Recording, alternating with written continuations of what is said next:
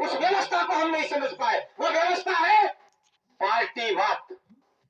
राजनीतिक पार्टियां, उस राजनीतिक पार्टियों की चाबी उन्होंने अपने हाथ में रखी। और हमारे यहां के बहनी बेटी है, माताएं बेटी है, उंगलियां पड़ने वाला नेता, चाटने वाला नेता, चाटुकार नेता, इधर उधर उंग करके कचौरी समोसे खाने वाले नेता गुलाम बन जाते हैं उधर जाके। हुक्म आप जो कहोगे हम मानेंगे, लेकिन हमको फुलड़ी दे दो। हुक्म आप जो कहोगे हम मानेंगे, लेकिन हमको हाथली दे दो। और हमारे वो उंगली पड़ने वाले जो नेता है, वो उनके आगे हमेशा हमेशा के लिए उंगली पड़ते रहते। हम वोट दे देते हैं उनको, हमारी भी गलतियां हैं। पैसे में, दारू में, साड़ी में, जॉब कार्ड में, मकान में उनको वोट देते हैं, खुश हो जाते हैं। साथियों, हम अंग्रेजों से टकराए तो हम जीते थे। अंग्रेजों को भागना पड़ा था एक टेरिटरी छोड़ करके, और सेक्युलर एरिया घोषित करना पड़ा था 1874 में। वो लोग हैं, मालिक लोग हैं। अपने खून को पहचानो, अपने आप को पहचानो। मुगलों के समय में हमने संघर्ष किया, हम जीते, उनको भागना पड़ा, ये क्षेत्र छोड़ना पड़ा।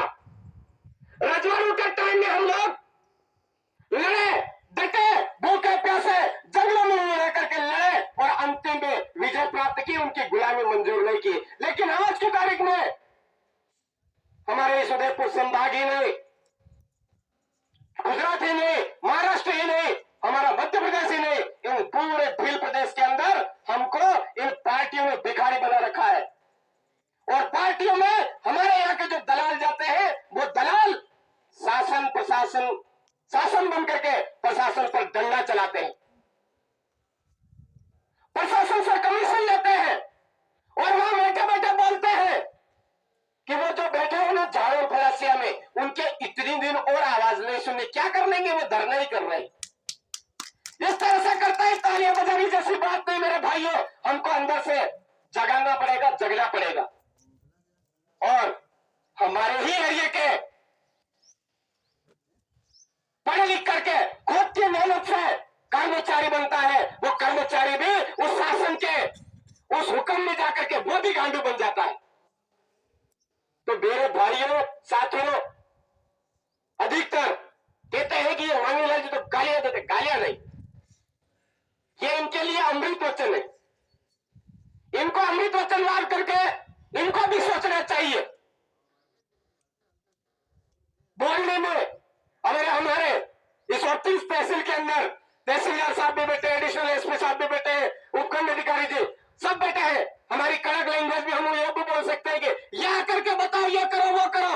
हम नहीं बोलते हैं, क्योंकि आदिवासी आज दिन तक सबका भला चाहता है। स्थिति परिस्थिति को समझने की जो क्षमता है, वो आदिवासियों में है। आज भी प्रशासनिक अधिकारियों से करबद्ध निवेदन है, गालियां नहीं माने इनको। भील प्रदेश मुक्ति मोर्चा की ओर से आपसे करबद्ध निवेदन है, मजबूर मत करो, मजबूर मत करो। मुगलों को खदेड़ा है, अंग्रेजों को खदेड़ा है, रजवाड़ों को खदेड़ा है, वर्तमान शासन प्रशासन व्यवस्था को भी हम खदेड़ना अच्छी तरह से जानते हैं। मजबूर मत करो, मजबूर मत करो। और आपको भी तैयार रहने के लिए जरूरत है।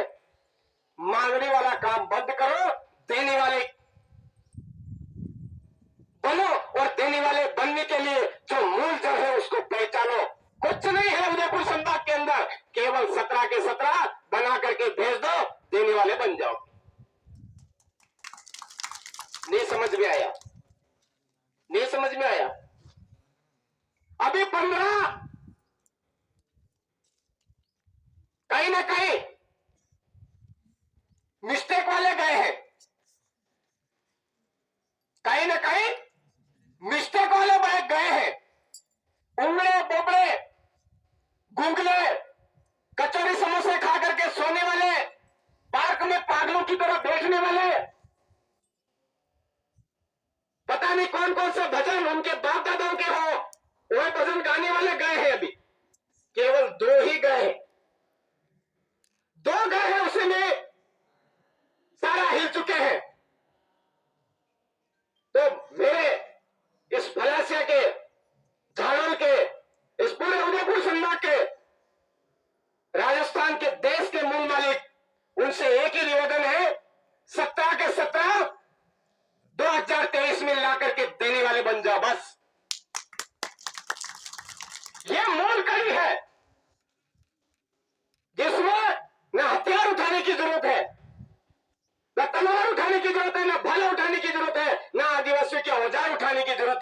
हमारे बाप दादा ने उस टाइम में उठा लिए, उन्होंने लंबी नजर रखी और उन्होंने मेरे देश के मूल मालिकों को हार्दिक जोहार, अभिनंदन। और गूंगे बहरे बोबड़े उप तहसील कार्यालय के अंदर के कठपुतली बनकर के बने हुए प्रशासनिक अधिकारियों को भी मेरा हार्दिक जोहार। साथियों, इस तरह से प्रशासनिक अधिकारियों का बोबड़े, अंधे, बहरे बन करके तमाशा देखने का जो काम है वो केवल राजस्थान के इस मलासिया में ही नहीं हो रहा है मेरे भाई साथियों। यही की यही समस्या जब महाराष्ट्र में हमको जाना होता है, महाराष्ट्र में जाकर के हम बैठते हैं तो वहां भी यही समस्या होती है आदिवासियों के साथ, दलितों के साथ, दबे कुचले वर्ग के साथ, जो वास्तव में तो देश का मालिक है। लेकिन इसी तरह की स्थितियां होती है। जब मध्य प्रदेश में जाते हैं तो वहां भी हमारे परिवारजनों के साथ इसी तरह की समस्याएं हमको अवगत होती है, मालूम होती है। गुजरात में जाते हैं तो यही समस्या होती है और हमारे दक्षिणी राजस्थान के हिल टेरिटरी में भी यही समस्या हमको मालूम पड़ती है। हम हमेशा समस्याओं पर ही बात करते हैं मेरे साथियों। समस्या पैदा कौन करता है और समाधान कौन नहीं करने दे रहा है, इस पर हम विचार नहीं करते हैं।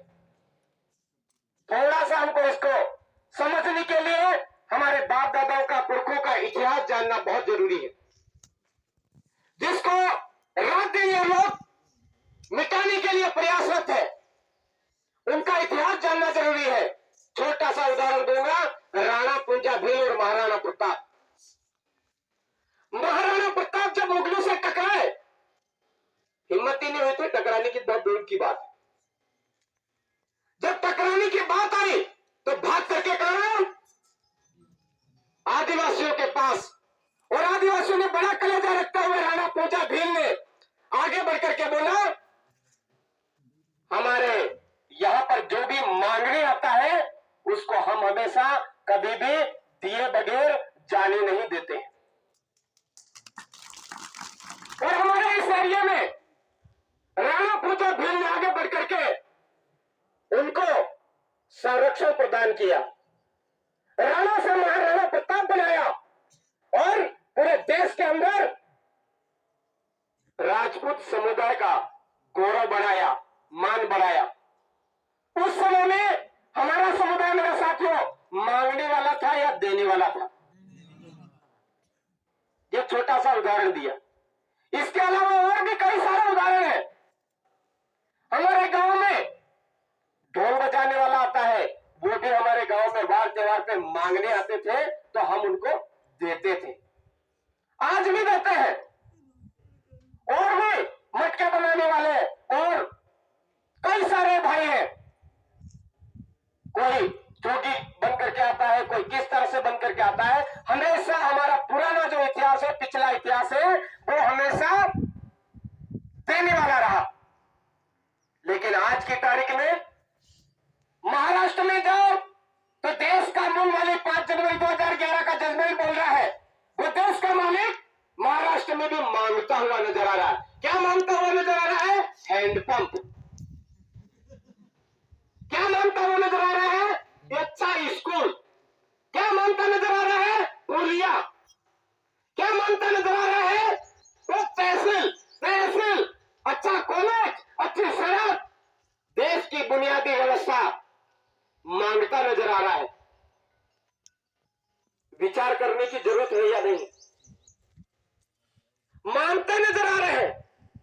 नौकरी के लिए मांगो,